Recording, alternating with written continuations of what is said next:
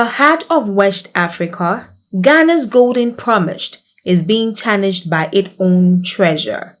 The country that once proudly called itself the Gold Coast now faces an environmental catastrophe that threatens its very soul.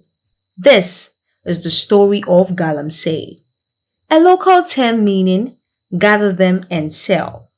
Ghana's illegal mining crisis that has spiraled beyond governmental control. Today, as murky brown waters flow where crystal streams once ran, and barren moonscapes replace lush forests, one question hands the nation.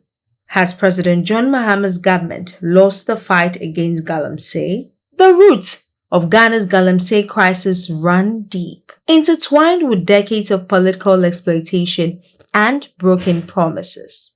What began as traditional, environmentally conscious artisanal mining by rural communities has morphed into an industrial-scale environmental assault. For years, successive governments have weaponized the Galamsey issue during election campaigns, promising swift action while secretly benefiting from the lucrative trade. Political elites, including party officials and even some parliamentarians, have been linked to illegal mining operations, creating a web of complicity that has made enforcement nearly impossible. The transformation accelerated around 2021, when foreign operators, particularly Chinese nationals, began introducing heavy machinery and industrial techniques to small-scale operations. This shift turned what was once sustainable community mining into a mechanized destruction machine, ravaging Ghana's forests and waterways at an unprecedented scale. President John Mahama returned to office in January 2025 with Galamsey as a signature campaign promise. Yet, 8 months later, the crisis has only deepened. Speaking at the May Day parade, President Mahama admitted, in quote, "I did not kid myself that when I come into office, I will win the fight in 4 months." Close quote. But patience is wearing thin. At his recent Meet the Press session on September 10, 2025, Mahama dismissed calls for a state of emergency, prompting critics to declare this response profoundly troubling. The Catholic Bishops' Conference has declared Galamsey one of the gravest afflictions of our time, stating it ravages our rivers and forests, poisons our soil, endangers public health, corrupts governance, erodes our moral fiber, and extinguishes livelihoods. The statistics paint a grim picture.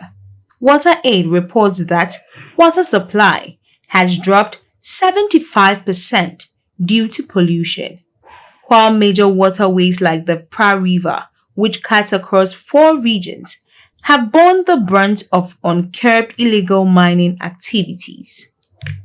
Environmental and social impact. The devastation extends far beyond scarred landscapes. As President Mahama acknowledged in his 2025 State of the Nation address, in quote, "Illegal mining has inflicted tremendous harm on our forest, leading to significant land degradation and the pollution of vital water resources. This reckless activity threatens Ghana's environmental and public health." Close quote. Communities that once thrived on farming and fishing now struggle to find clean water. Children walk miles to access safe drinking water, while farmers watch their crops fail in contaminated soil. The human cost is immeasurable. Livelihoods destroyed, health compromised, and futures stolen. The violence associated with Galamsey operations has also escalated. In February 2025, journalist Akwesi Enim was attacked while documenting illegal mining in the Breman Adomenya forest, highlighting the dangerous climate surrounding reporting on these activities.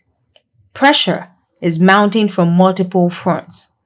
The Ghana Coalition Against Galamsey has called on President Mahama to reaffirm his dedication to tackling the escalating crisis, while civil society organizations demand immediate action. The Catholic bishops have been particularly vocal, declaring the hour is late, delay is betrayal. Now, not tomorrow, not later, is the time to act.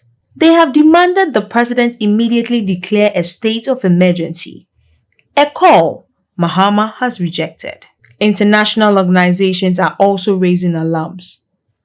Water Aid Ghana has demanded an immediate halt to illegal mining, while environmental groups warn that Ghana's reputation as a stable democracy is at stake. Social media campaigns have amplified these voices with hashtags like stopgalamsey, saveghanawater, and galamseymuststop trending regularly. The hashtag Our Water Right movement has gained particular traction, connecting urban and rural voices in demanding action. President Mahama's administration has implemented several measures, though critics argue they fall short of the crisis magnitude. Since assuming office, the government claims no license has been issued to company to mine in foreign reserves, while taking steps to repeal LI-2462 to formalize commitments to end mining in forest reserves.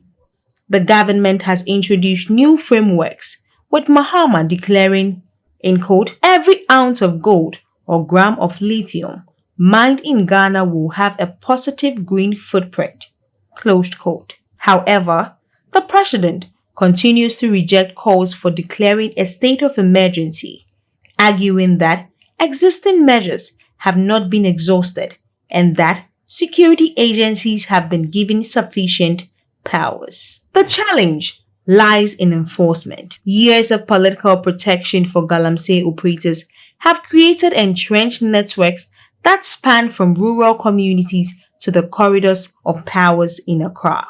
Ghana stands at a crossroads. The window for reversing environmental damage is rapidly closing, yet the political will for decisive action remains questionable. Experts warn that political interest might set aside to prevent illegal mining from devastating the country's forest, farmland, and water system. The solution requires more than governmental action.